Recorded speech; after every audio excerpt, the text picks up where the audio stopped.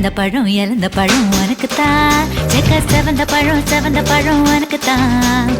குங்கும பூவும் உனக்குத்தான். இந்த கொஞ்சம் புறாவும் உனக்குத்தான். பால் பழம் உனக்குத்தான். பாயாசமும் உனக்குத்தான். சந்தனம் உனக்குத்தான். சக்கரை பொங்கல் உனக்குத்தான். முருகா காப்பாத்த இத முடிஞ்ச மலையேத்த கந்த காப்பாத்த